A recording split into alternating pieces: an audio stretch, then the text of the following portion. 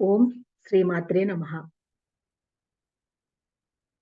ప్రకృతి యొక్క 5 రూపాల గురించి ఈరోజు చెప్పుకుందామని అనుకున్నాం కదా! అయితే ప్రకృతి యొక్క 5 రూపాలు. ఈ 5 ఎవరు? సృష్టిలో ఉన్నది ఒకే పరమాత్మ. ఆయన శక్తే అమ్మవారు. పంచదారకి, తీపికి ఎలా భేదం లేదో, శక్తికి, పరమాత్మకి కూడా భేదం లేదు. ఈ శక్తి సృష్టి చేసేటప్పుడు సృష్టికి అవసరమైన జ్ఞానంతో ఉన్నప్పుడు సృష్టికి సహకరించే తల్లి పేరు సరస్వతి. ఈ సృష్టికి అవసరమైన సంపదలు ఎన్నో కావాలి. ఆ సంపదల శక్తే లక్ష్మీదేవి. ఆ తరువాత ఇచ్ఛ, జ్ఞానం, క్రియ అనే మూడింటితో ఈ సృష్టిని నిర్వహించే పటుత్వ శక్తే దుర్గ. మొత్తాన్ని నియమించే శక్తి దుర్గ. ఇలాంటి ఈ సృష్టికి వేదమనే ఒక మహావిజ్ఞానం ఆధారమై ఉంది. ఆ వేద స్వరూపిణి సౌర మండలాంతర్గతమైన తేజస్సు. ఆ తేజస్సే గాయత్రీదేవి. పరమేశ్వరుని బుద్ధి, శక్తి, సరస్వతి. పరమేశ్వరుని బుద్ధి శక్తి సరస్వతి. సంపద శక్తి లక్ష్మి. పరమేశ్వరుని నియామక శక్తి దుర్గ. పరమేశ్వరుని వేదశక్తి గాయత్రి. పరమేశ్వరుని ప్రేమశక్తి రాధ. ఈ 5 అమ్మవారి ప్రధాన పూర్ణ రూపాలు. ఒకే పరమేశ్వరుడు, ఒకే శక్తి. వ్యవహారం బట్టి బహు చెప్తున్నాము. ఈ 5ంటిని పూర్ణ శక్తులు అంటారు. ఈ పూర్ణ శక్తులలో దేన్ని ఉపాసించినా మిగిలిన నలుగురిని ఉపాసించినట్లే. అటు తర్వాత అమ్మవారి ప్రధాన అంశ రూపాలని ఉన్నాయి. అందులో కంటికి కనపడే అమ్మవారి ప్రధాన అంశ రూపాలలో మొదటిది గంగ. ఈ గంగ జలాలన్నిటికీ అధిష్టానమై ఉన్న తల్లి. శ్రోత సామస్ని జాహ్నవి. ప్రవాహాల్లో గంగని నేను అని గీతలో పరమాత్మ విభూతి యోగంలో చెప్పారు. గంగ తరువాత తులసి, మానసాదేవి, మంగళ చండి, కాళీ, వసుంధర అనగా భూదేవి. వీరంతా అమ్మవారి ప్రధాన అంశ స్వరూపాలు. అటు తర్వాత అమ్మవారి యొక్క తేజస్సు కొందరిలో ప్రస్ఫుటంగా కనిపిస్తుంది. అటువంటి ఉత్తమములైన వారంతా అమ్మవారి యొక్క అంశలతో వచ్చినవారు.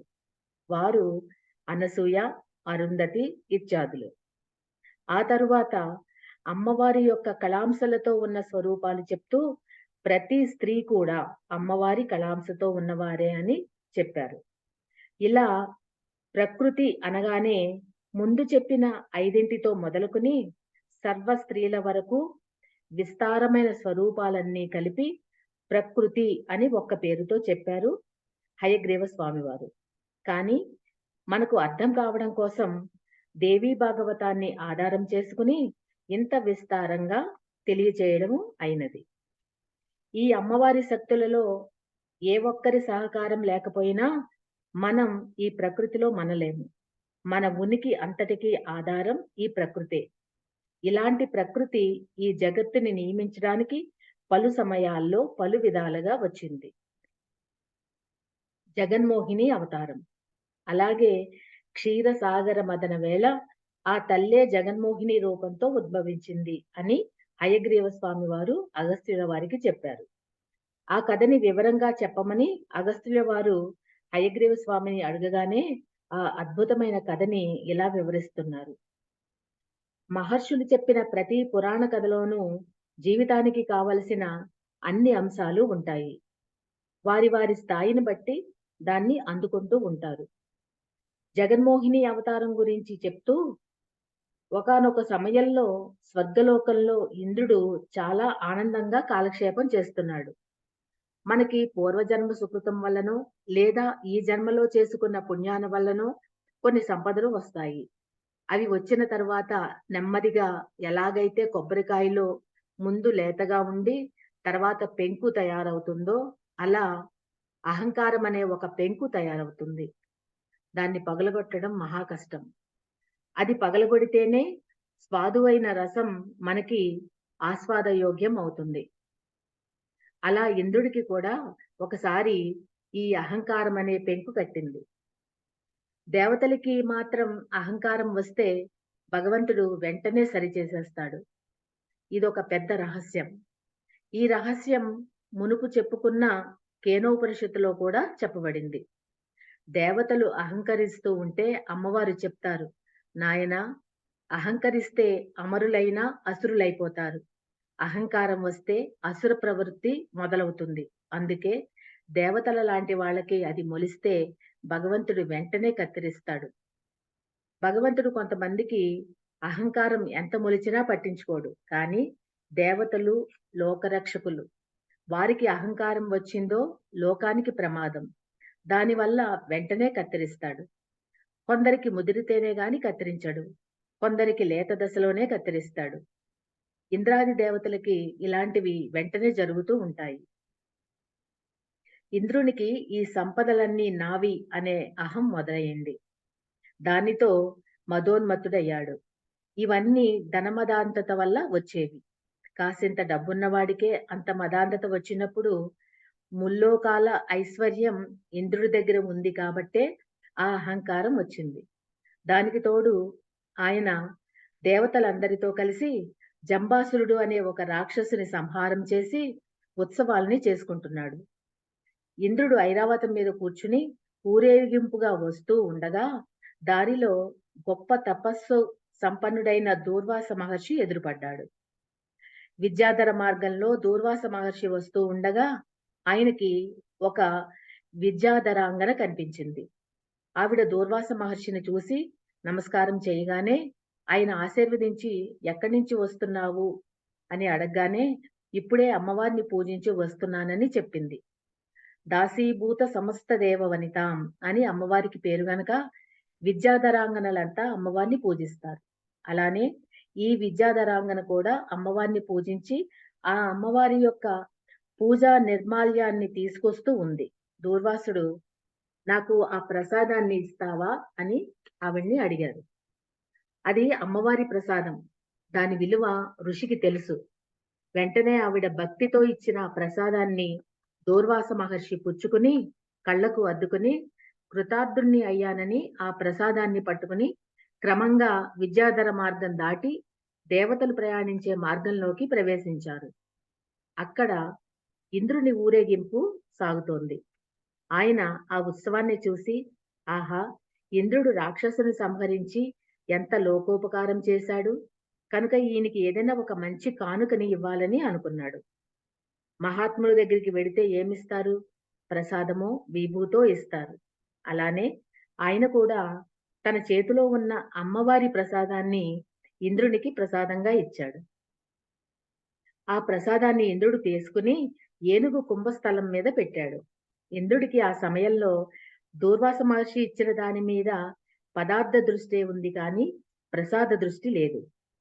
మనకి కూడా ఇంటి నిండా తినడానికి చాలా వస్తువులు ఉంటాయి. ఎవరైనా ఇదిగో తీసుకో అని ప్రసాదంగా ఒక అరటిపండు ముక్కో, ఖర్జూరమో ఇస్తే ప్రసాదమే కదా అని పక్కన పెడతారు. అలా చేస్తే మహాపాపం. ఆ ప్రసాదం వల్లే ఇన్ని సంపదలు వచ్చాయని గ్రహించగలగాలి. అదే కటిక పేదరికంతో ఆకలితో ఉన్నవాడికి ఒక్క అరటిపండుని ఇస్తే దాన్ని వాడు ఎలా పుచ్చుకుంటాడో అలా భగవత్ ప్రసాదాన్ని తీసుకోవాలని చెప్పారు. ఇదే నా సర్వస్వం అన్నట్టుగా ప్రసాదాన్ని స్వీకరించాలి. పదార్థం వేరు, ప్రసాదం వేరు. అది అంతవరకు పదార్థమే కానీ భగవంతునికి ఇచ్చిన తర్వాత ప్రసాదమైంది. భారతీయ సంస్కృతిలో ప్రతి భారతీయుడు ప్రసాదమే తినాలి తప్ప పదార్థం తినకూడదని శాస్త్రం చెప్తోంది. ప్రసాదం తిని బ్రతకగలిగిన జాతి భారత జాతి. అంతేగాని ఏదో వండుకుని ఏదో తింటూ ఉంటే అది పశుప్రాయమైన జీవితమని గీతలో కృష్ణ పరమాత్మ చెప్పారు. భగవంతుడికి అర్పించిన ప్రసాదాన్ని మనము స్వీకరించాలి. అది అంతవరకు పదార్థమే కానీ దాన్ని భగవంతుడి దగ్గర పెట్టడం వల్ల ఆయన దృష్టిపాతం చేత అది శక్తిమంతం అవుతుంది. అది మనం పుచ్చుకుంటే మనలో ప్రాణశక్తి, సత్వము శుద్ధమవుతాయి. సత్వశుద్ధి జరిగితే చిత్తశుద్ధి జరుగుతుంది. చిత్తశుద్ధి జరిగితే జ్ఞానం లభిస్తుంది. అందుకే ఆహార శుద్ధి, ప్రసాద శుద్ధి ఉండాలి. ఐశ్వర్య మదంతో ఉన్న ఇంద్రుడికి దూర్వాస మహర్షి ఇచ్చిన పువ్వుల నిర్మాల్య ప్రసాదం ఒక పూల చెండులా కనిపించింది కానీ అమ్మవారి ప్రసాదంగా భావించలేదు.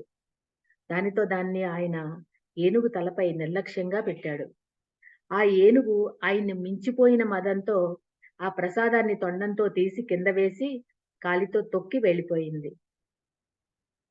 దాన్ని చూసిన దూర్వాస మహర్షి, ఓరి భ్రష్టుడా! ఐశ్వర్య మదాంధత వల్లనే నువ్వు ఇలా ప్రవర్తించావని అనుకుంటా. అది ఎటువంటి మాలో తెలుసా? అమ్మవారి పాదాల నుంచి వచ్చిన మాలని శివుడు కూడా తల మీద పెట్టుకుంటాడు. బ్రహ్మదేవుడు, నారాయణుడు కళ్ళకు అద్దుకుని నమస్కరిస్తారు. దేవతలు స్వీకరిస్తారు.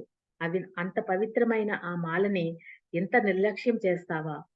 ఏ తల్లి యొక్క కృపచేత ఈ లక్ష్మి నీకు లభించిందో, ఆ అమ్మ యొక్క ప్రసాదాన్ని నిర్లక్ష్యం చేయడం వల్ల నీకు లభించినదంతా నీటి పాలు అగుగాక అని దూర్వాస మహర్షి ఇంద్రుణ్ణి శపించారు.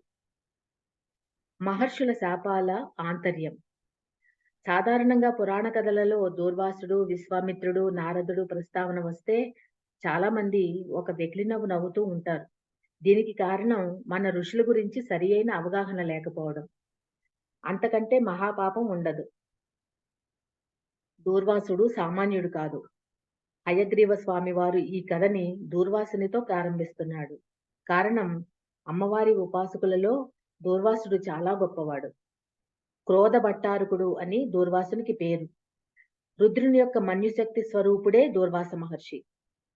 జగత్తులో ఎవరైనా ధర్మాధర్మాలు వ్యత్యాసం చేస్తే అలాంటి వారిని నిగ్రహించడానికి వచ్చిన మహాత్ములు ఋషులు అని గ్రహించాలి.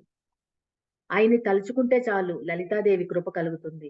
లలితమ్మ భక్తుల్లో గొప్పవాడు దూర్వాస మహర్షి. ఈయన రచించిన గ్రంథాలలో ఆర్యాద్విసతి అని 200 శ్లోకాలు అమ్మవారికి చెందిన అద్భుత గ్రంథం. అందులో అమ్మవారి శ్రీమన్నగర వర్ణన, శ్రీచక్ర రహస్యాలు ఉన్నాయి. లలితా కవచాన్ని రచించారు. మహర్షుల శాపాలకి గల లోతైన అర్థాన్ని తెలుసుకోగలగాలి. ఋషులు శపించారంటే అర్థం తిట్టారో కోపగించుకున్నారో అని కాదు. చేసిన తప్పుడు పనికి ఇది ఫలితం అని చెప్తారు. ఒకవేళ వాళ్ళు అలా అనకపోతే ఏమవుతుందంటే తప్పకుండా అనుభవిస్తారు కానీ చాలా సమయం పడుతుంది. కానీ ఋషులు శపించడం చేత ఎప్పుడో రాబోయేది వెంటనే జరుగుతుంది. వెంటనే జరగడం వల్ల అక్కడికక్కడే కర్మక్షయం జరిగి వాడు బాగుపడడానికి అవకాశం దొరుకుతుంది. అంటే ఎంతో పుణ్యముంటేనే తప్ప శాపం అనేది దొరకదు. కారణం, ఆ వచ్చిన పాపం నుంచి శాపం వల్ల వెంటనే బయటపడతారు. కొన్ని పాపాలు పశ్చాత్తాపం వల్ల పోతాయి. కొన్ని పాపాలు కర్మానుభవం చేత పోతాయి. శపించడం వల్ల నేను ఈ తప్పు చేశాను కనుక నాకు ఈ దుఃఖం వచ్చిందని స్పష్టంగా తెలుస్తుంది. లేకపోతే తెలియదు. మనం కూడా దేనికో బాధపడుతూ దేవుడికి నా మీద దయలేదని దుఃఖపడుతూ ఉంటాం. కానీ చెయ్యనిదేది ఆయన ఇవ్వడు. కానీ ఎందువల్ల మనం అది అనుభవిస్తున్నామో మనకి తెలియదు. అదే శాపం ఉంటే స్పష్టంగా తెలిసి అనుభవిస్తున్నంత సేపు అయ్యో ఆ తప్పు చేశానే అనే పశ్చాత్తాపం ఉంటుంది. తొందరగా దాని నుండి బయటపడతారు. మహాత్ముల శాపం అంటే అంత గొప్పది. ఇంద్రుడు తొందరగా బాగుపడాలి గనక ఈశ్వర ప్రేరణ చేత ఆయన నోటంట ఆ మాట వచ్చింది.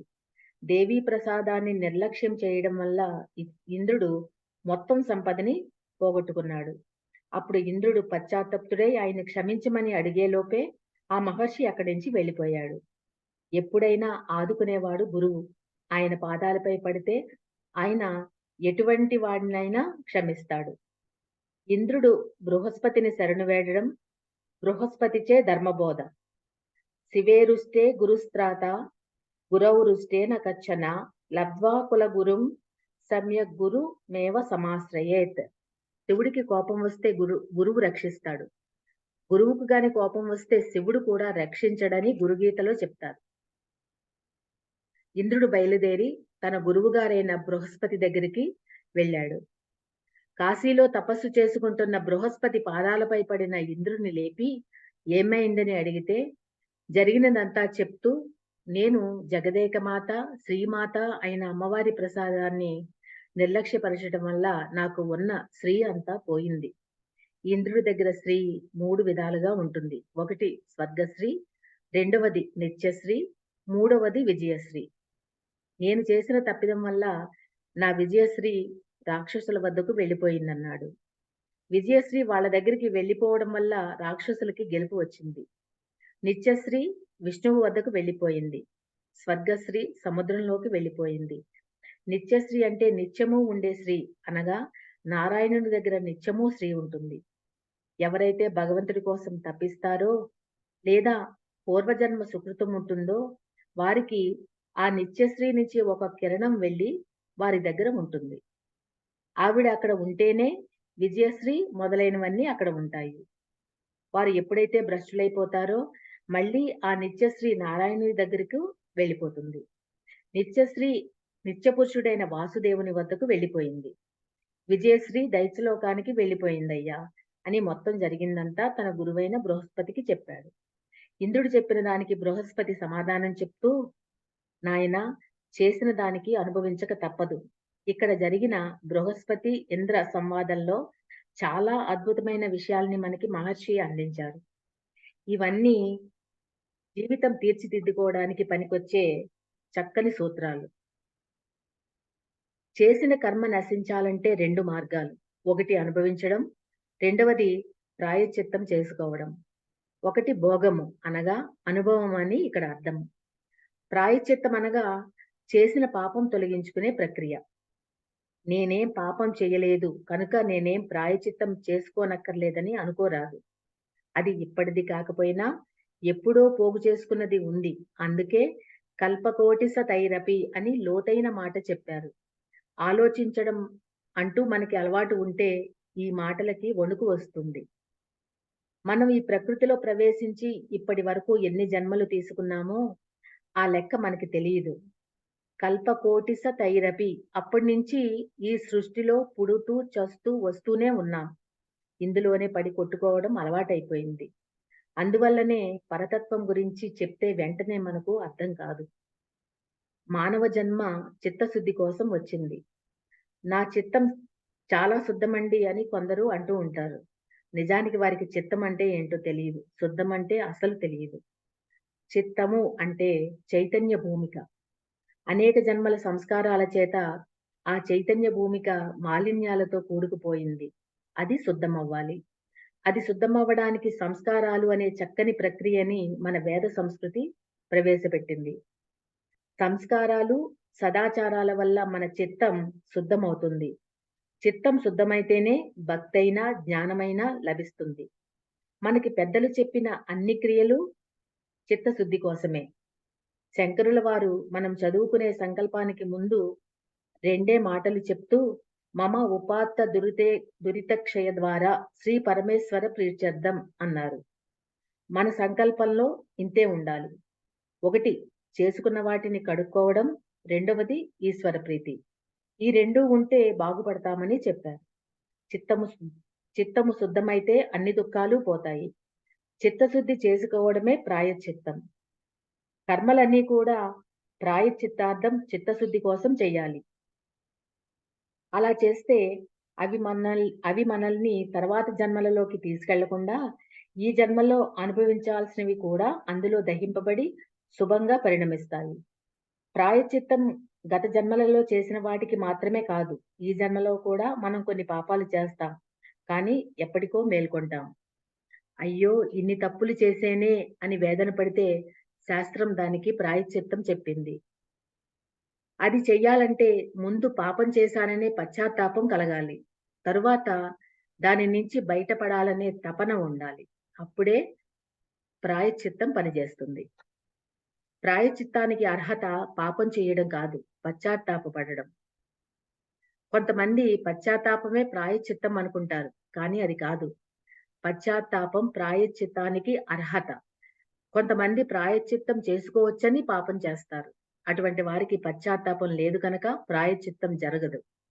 పాపం చేశానే అని బాగా తపన పడితే ఆ భగవంతుడు దయామయుడు కనుక ప్రాయశ్చిత్తం చూపిస్తాడని చెప్పారు. అసలు పాపం అంటే ఏమిటో తెలుసుకోవాలి. ఎందుకంటే ఏవేవి చేసుకున్నామో మనకి తెలియదు. ఇప్పుడు అవి చేయకుండా జాగ్రత్త పడాలి. ఇంద్రుడు బృహస్పతిని పాపానికి ప్రాయశ్చిత్తం ఏమిటని అడిగితే బృహస్పతి సమాధానం చెప్తూ, నాయనా, ఒకడిని హింసించడం మహాపాపం, అసత్యమాడడం పాపం, అక్రమార్జన పాపం. ఇవి ప్రధానమైన పాపాలు. ఇంక మిగిలినవి చాలా ఉన్నాయి. గురువులని నిందించడం, పెద్దల పట్ల అమర్యాదగా ప్రవర్తించడం ఇత్యాదులు కూడా పాపాలే. ప్రాయశ్చిత్తం కోసం శాస్త్రాలు ఎన్నో చెప్పాయి. వాటన్నిటినీ తెలిసి ఉన్నంత మేరకు చెయ్యాల్సిందే. కానీ ఎన్ని చేసినా ఇంకా చెయ్యాల్సింది చాలా ఉంటుంది. ప్రాయశ్చిత్త కర్మలన్నీ ఎవరూ పరిపూర్ణంగా చెయ్యలేరు. పైగా ప్రాయశ్చిత్త కర్మని సరిగ్గా చేసుకోకపోతే దానికి మరో ప్రాయశ్చిత్తం చేసుకోవాలి. మనం ఎన్ని ప్రాయశ్చిత్త కర్మలు చేసుకున్నా పశ్చాత్తప్తులమై అమ్మవారి పాదాలని ఆరాధించడమే అన్నిటికంటే గొప్ప ప్రాయశ్చిత్త కర్మ అని చెప్పాడు బృహస్పతి. చిత్తశుద్ధికి తల్లి పాదాల అర్చనే ప్రాయశ్చిత్తం. అమ్మా అని అనగలిగితే అన్నిటినీ క్షమించి దయామయమైన ఆ తల్లి అనుగ్రహిస్తుంది. పశ్చాత్తాపమే పాపానికి ప్రాయశ్చిత్తం కాదు. కొంతమంది పశ్చాత్తాపపడి మళ్ళీ పాపం చేస్తూ ఉంటారు. దానివల్ల ప్రయోజనం లేదు. పశ్చాత్తాపం అంటే ఏదో చేశాను, ఇక మీద చెయ్యనని నిశ్చయించుకుని అప్పుడు ప్రాయశ్చిత్త కర్మ చేస్తే ఇక మీద చేసినవన్నీ సరిగ్గా పనిచేస్తాయి. ఈ దేహంతో ఉండే ఉనికి చాలా చిన్నది. ఈ దేహం లేని ఉనికి చాలా పెద్దది. ఈ చిన్న ఉనికిలోనే పెద్ద ఉనికి క్షేమాన్ని జాగ్రత్తగా చూసుకోవాలి. అది మన శాస్త్రం చేస్తున్న హెచ్చరిక. ఈ లైన్ మళ్ళీ చదువుతున్నాను, ఒకసారి వినండి. ఈ దేహంతో ఉండే ఉనికి చాలా చిన్నది. ఈ దేహం లేని ఉనికి చాలా పెద్దది. ఈ చిన్న ఉనికిలోనే పెద్ద ఉనికి క్షేమాన్ని జాగ్రత్తగా చూసుకోవాలి. అది మన శాస్త్రం చేస్తున్న హెచ్చరిక. బృహస్పతి ఇంద్రునికి చెప్తూ, పాపాలు అనేకం ఉన్నప్పటికీ హింస అనేది పెద్ద పాపం. హింస పనికిరాదు. మాటతో కానీ, మనస్సుతో కానీ, క్రియతో కానీ ఎదుటివారిని బాధించడం హింస అవుతుంది. అది లేకపోవడం అహింస. అహింస చాలా ప్రధానం. ఏ ఒక్కరిని చంపరాదు. కొన్ని పనులలో ఉన్నవారికి నియమాలు ఎక్కువ ఉంటాయి. అందరికీ అన్ని నియమాలు ఉండవు. ధర్మం సాపేక్షం. అందరికీ ఒకే ధర్మం అని ఎక్కడా ఉండదు. కొన్ని వృత్తులకి, కొన్ని క్రియలకి, కొన్ని వర్ణాలకి, కొన్ని ఆశ్రమాలకి కొన్ని నియమాలు ఉంటాయి. గృహస్థు కృత్యాల్లోనే ప్రాయశ్చిత్తం కలిసిపోయింది. అదెలాగంటే ప్రతిరోజు ఉదయాన్నే స్నానం చేసి దేవపూజ, పితృపూజ, అతిథి పూజ చేయడం చేత అనివార్యమైన హింస చేసిన పాపం పోతుంది. ఇల్లు తుడిస్తే ఒక హింస, స్నానం చేస్తే మరొక హింస, కూర తరిగితే ఒక హింస. అలా అని నోరు కట్టుకుని కూర్చోలేము. ఇవన్నీ హింస అని చెప్తూనే వీటి నుంచి బయటపడడానికి గాను పంచయజ్ఞాలు చెయ్యాలని మనకు చెప్పారు. ఆ హింసల నుండి బయటపడడానికి విధానాలు అన్నీ చెప్పారు. జీవజాతుల్ని, ప్రాణమున్న వాటిని ఎప్పుడూ హింసించరాదు. ముఖ్యంగా శరణు వేడిన వారిని హింసించడం మహాపాపం అని చెప్పారు. అక్రమార్జన గురించి చెప్పారు. దొంగతనము అంటే దోచుకోవడమే కాదు, అక్రమంగా సంపాదించింది కూడా దొంగతనం కిందకే వస్తుంది. అంతేకాదు, మనం సక్రమంగా సంపాదించింది కూడా మనల్ని నమ్ముకున్న వారికి, ధర్మ కార్యాలకి వినియోగించకుండా మనం తిన్నా అది కూడా దొంగతనం కిందకే వస్తుంది. తేన ఏవ సహ అని గీతలో కృష్ణ పరమాత్మ చెప్పారు. అక్రమార్జనతో చేసిన ధర్మ కార్యాల వల్ల పుణ్యం వస్తుందా అని అడిగిన ప్రశ్నకు సమాధానం ఇంద్రుడితో బృహస్పతి చెప్తూ, నాయనా, దీనికి సంబంధించిన ఒక కథ ఉంది, చెప్తాను. పూర్వం కాంచీ క్షేత్రంలో వజ్రుడు అనే దొంగ ఉండేవాడు. వాడు అనేక మంది దగ్గర చాలా ధనాన్ని దోచుకుని ఒక అరణ్యంలో తవ్వి పాతిపెట్టాడు. అది ఎవరికీ కనపడకూడదని తాను చూస్తే పోల్చుకోవడానికి ఒక రాయిని దాని మీద పెడదామని రాయిని తేవడానికి అరణ్యంలోకి వెళ్ళాడు. ఆ సమయంలోనే ఒక కిరాతుడు జంతువుల వేట కోసం వచ్చినవాడు దాన్ని చూశాడు. ఆ దొంగ రాయి తెచ్చుకునే లోపులే ఆ ధనంలో కొంత డబ్బుని మాత్రమే తీసుకుని మళ్ళీ దాన్ని యథాతథంగా కప్పేసి వెళ్ళిపోయాడు. ఈలోపు ఆ దొంగ వచ్చి ఆ రాయిని తవ్విన ప్రదేశంపై గుర్తుగా పెట్టుకుని వెళ్ళిపోయాడు. ఆ పెట్టిన గుర్తు తర్వాత కిరాతకుడికి అది బాగా పనికొచ్చింది. తర్వాత ప్రతిరోజు వజ్రుడు డబ్బు తేవడం, ఆ గొయ్యిలో వేసి రాయిపైన పెట్టడం జరుగుతోంది. ఈ కిరాతకుడు వాడు దొంగిలించిన డబ్బుని తిన్నగా తీసుకెళ్ళి వాళ్ళ ఆవిడకి ఇచ్చాడు. "నువ్వెప్పుడూ డబ్బు కావాలి అంటుంటావు కదా! నాకు డబ్బు దొరికింది చూడు" అన్నాడు. "దోచుకొచ్చింది, దొరికింది" అంటున్నాడు. దానికి భార్య, "ఆ మధ్య కొంతమంది బ్రాహ్మణులు మన ఇంటి ముందు నుంచి వెళ్తూ ఒకాయన నన్ను చూసి, 'నీకు కొద్ది కాలంలో అద్భుతమైన ధనం లభిస్తుంది' అని చెప్పి వెళ్ళిపోయారు. ఆ మాట నిజమయింది. ఒక్క మాట గుర్తుపెట్టుకో. న్యాయబద్ధంగా కష్టపడి సంపాదించిన డబ్బే చిరకాలము ఉంటుంది. ఇతరముగా సంపాదించినవన్నీ కాలక్రమంలో తొందరగా నశించిపోతాయి. నువ్వు ఇప్పుడు అక్రమార్జన చేయలేదు కానీ, మన శ్రమ మొదలైనవి లేకుండా ఏదోలా మన దగ్గరికి డబ్బు రావచ్చు. అలా వస్తే దాన్ని ధర్మకార్యం కోసం వినియోగించాలి. కాబట్టి నీకు దొరికిన ఈ డబ్బుని ధర్మకారి ధర్మకార్యం కోసం వినియోగించమని దొంగతో చెప్తుంది. డబ్బు అలా స్వయంగా వస్తే ధర్మార్జన కోసం వినియోగించాలి. కానీ ఒక పాపాత్ముడి దగ్గర నుంచి మాత్రం డబ్బు వస్తే దాన్ని తిన్నగా తీసుకెళ్ళి నీటిలో కలిపేయమని చెప్పారు. అసత్పురుషుల నుంచి వచ్చిన సంపదకి అంత దోషం ఉంటుంది. భారతీయ సంస్కృతిలో ఎంత సంపాదించావనే దానికంటే ఎలా సంపాదించావు అనేది చాలా ముఖ్యంగా చెప్తారు. ఆ సంపాదనే జీవితం మీద, వంశం మీద ప్రభావం చూపిస్తుంది. పురాణంలో ప్రపంచం కోసం బ్రతుకుతున్న మానవుల కోసం అవసరానికి మించిన సంపద వస్తే ఏం చెయ్యాలో చెప్పారు. కొంతమంది ఆకలితో బాధపడుతున్న వాళ్ళు ఉండొచ్చు గానీ, చాలా మందికి అవసరానికి మించే వస్తోంది. అది ఎలాగో అనేది ఎవరికి వారికే తెలుసు. వచ్చిన దాన్ని సత్కార్యాలకి, దానానికి వినియోగించాలి. సమాజం అనేది సిద్ధాంతాలతో రాదు. సనాతన ధర్మంతో వస్తుంది. సాటివారికి పంచి బ్రతుకు అని మన సనాతనమైన వేదమతం చెప్తోంది. సంగచ్చధ్వం సంవదత్వం కలిసి ఆనందంగా పంచి బ్రతుకు అని వేదమంత్రం శాసిస్తోంది. ప్రతివాడు తన సంపాదనలో 10% దానానికి, ధర్మకార్యాలకి వినియోగించాలని చెప్పింది. రూపాయి తెచ్చుకున్నవాడు 10 పైసలైనా వినియోగించాలని మన పెద్దవాళ్ళు కొన్ని నియమాలు ఏర్పరిచారు. అవసరానికి మించిన ధనం కనుక ఏదైనా అవసరానికి మించి వచ్చిన ధనం కనుక ఏదైనా ధర్మకార్యానికి వినియోగించమని చెప్పిన భార్య మాటకి అంగీకరించి, ఆ ధనంతో ఒక తటాకాన్ని నిర్మాణం చేసి, అక్కడే ఒక శివాలయము, ఒక విష్ణాలయము నిర్మాణం చేయడం మొదలుపెట్టాడు. ఆలయాలు కొంత నిర్మాణం జరిగేటప్పటికి అతని దగ్గర ఉన్న డబ్బంతా అయిపోయింది. మళ్ళీ వజ్రుడు దాచిపెట్టిన దొంగ సొమ్మును తెచ్చి వాటి నిర్మాణాన్ని పూర్తి చేశాడు. బ్రాహ్మణులను, పండితుల్ని పిలిచి వారికి వస్త్రాలను, బంగారాన్ని, ధనాన్ని సమర్పించి దేవరాతుడనే బ్రాహ్మణుని ఆ దేవాలయాలలో నిత్య ధూపదీప నైవేద్యాలను జరిపించమని కోరాడు. దేవరాతుడు కిరాతుడిని, అతని భార్యను ఇటువంటి సత్కార్యం చేసినందుకు అభినందించి వారికి ద్విజవర్మ, శీలవతి అని పేర్లు పెట్టి ఆశీర్వదించాడు. కొంతకాలానికి ద్విజవర్మ మరణించాడు. అతని సూక్ష్మదేహాన్ని తీసుకుపోవడానికి యమదూతలు, విష్ణుదూతలు, రుద్రదూతలు వచ్చారు. యమదూతలు, విష్ణు, రుద్రదూతలు గొడవ పడ్డారు. పుణ్యకర్మలు చేశాడు కనుక మేం తీసుకెడతామని అంటే దేవదూతలంటే దోచుకుని చేసింది పుణ్యమేనా అని యమదూతలు అంటున్నారు. ఆ సమయంలో అక్కడికి నారదుల వారు వచ్చి వారిని వారించి శాస్త్ర సమ్మతమైన విషయం చెప్తూ ఇతడు కొంతకాలం వాయు శరీరుడై తిరగాలని చెప్తాడు. వాయువు అంటే భూత ప్రేత శరీరాలు. వాటిని మనం గాలి సోకిందని అంటూ ఉంటాము. ఇతడు దొంగ సొమ్మును తీసుకుని ఇదంతా కట్టాడు.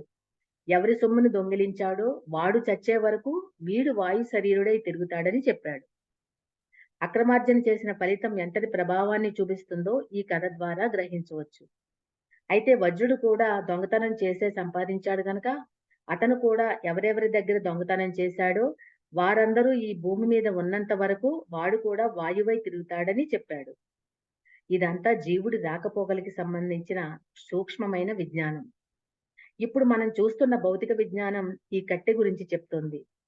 ఈ కట్టెలో ఉన్న జీవుడి రాకపోకల గురించి చెప్పే అద్భుతమైన విజ్ఞానాన్ని భారతీయ మహర్షులు అందించారు. దాన్ని అనుసరించే దాన్ని అనుసరిస్తే బాగుపడతాం, లేకపోతే బాధపడతాం. నారదుడు ఆ దూతలకి ఈ విషయం చెప్పగానే వారు సరే అన్నారు. ఈ కిరాతకుడు వాయు శరీరుడై భూమండలం తిరుగుతూ ఉన్నాడు. ఈ లోపల కిరాతుని భార్యకి మరణం వచ్చింది. ఆవిడికి నారదుడు కనపడి, అమ్మా, భర్త చేసిన పాపంలో భార్యకి సగం భాగం రాదు. భర్త చేసిన పుణ్యంలో మాత్రం భార్యకి భాగం వస్తుంది. కానీ భార్య చేసిన పాపంలో భర్తకి భాగం వస్తుంది. భార్య చేసిన పుణ్యంలో మాత్రం భర్తకి భాగం రాదు. కనుక నీవు భర్త అడుగుజాడలలో నడిచిన చాలా ఉత్తమురాలవు. భర్తని బాగు చేశావు. ఆయన స్వయమాగత విత్తం దొరికిన సొమ్ము అని చెప్పాడు. నువ్వు దాన్ని ధర్మార్థం వినియోగించమని ప్రేరేపించావు. కాబట్టి నీకు బ్రహ్మలోక ప్రాప్తి ఉందమ్మా అని చెప్పాడు. రాముడు రామాయణంలో స్త్రీ ఏ సాధన చేయకుండా కేవలం తాను చేయవలసిన గృహకృత్యాలని ఈశ్వరార్పణ బుద్ధితో చేస్తే ఆవిడికి బ్రహ్మలోక ప్రాప్తి వస్తుందని చెప్తాడు. అక్కడ కూడా ఆవిడ ఆధ్యాత్మిక సాధన చేసినట్లయితే బ్రహ్మలోకంలో సనకాది మహర్షులు బ్రహ్మ జ్ఞానోపదేశం చేసి మరి పుట్టుక లేని మోక్షాన్ని ఇస్తారు.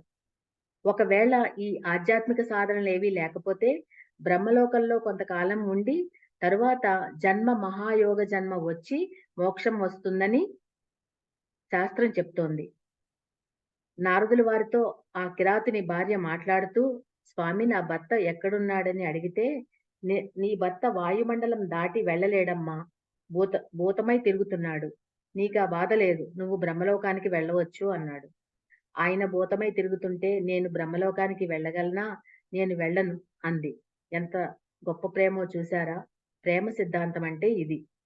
ఆ మాటకి నారదుడు ఆనందపడి, మీ ఆయన ఈ భూత స్థితి నుంచి బయటపడే ఒక మార్గం చెప్తాను అని నారదుడే స్వయంగా ఆవిడికి ఆయువుని ఇచ్చి పంచాక్షరి మంత్రాన్ని ఉపదేశించి రుద్రార్చన చేస్తూ ఆహార నియమంతో పరమేశ్వరుని ధ్యానం చేస్తూ కొంతకాలం అనుష్ఠానం చేయమన్నాడు. నువ్వు ఇలా చేయడం చేత కొంతకాలానికి మీ ఆయనకి పిశాచత్వం పోతుందని చెప్పాడు. శివారాధనకి ఉన్న వైశిష్ట్యాన్ని నారదుల వారు చెప్పారు. నిజానికి ఆయన కోసం ఈవిడ చేస్తే అందదు కానీ సంకల్పంలో ఆయనకి ఈ వాయురూప ప్రేతత్వం పోవాలని చేసింది. భర్త క్షేమం కోసమని ఆవిడ పంచాక్షరి మంత్రం జపించడం చేత అతనికి క్రమంగా ఆ ప్రేతత్వం నుంచి విముక్తి పొంది ఉత్తమమైన కైలాస లోకానికి చేరుకున్నాడు. భార్య చేసిన సత్కర్మ వల్ల ఆ కిరాతుడి మొత్తం పాపం పోయింది. ఆలయాలని నిర్మించిన పుణ్యం వచ్చింది. ఈ కథని శ్రద్ధగా వింటున్న ఇంద్రుడికి వెంటనే ఒక సందేహం కలిగి ఆ కిరాతకుడికి పుణ్యం ఎంత వచ్చిందో చెప్పమని బృహస్పతిని అడిగాడు. మిగతాది రేపు చదువుకుందాము. ఓం శ్రీమాత్రే నమః. అందరికీ నమస్కారం అండి.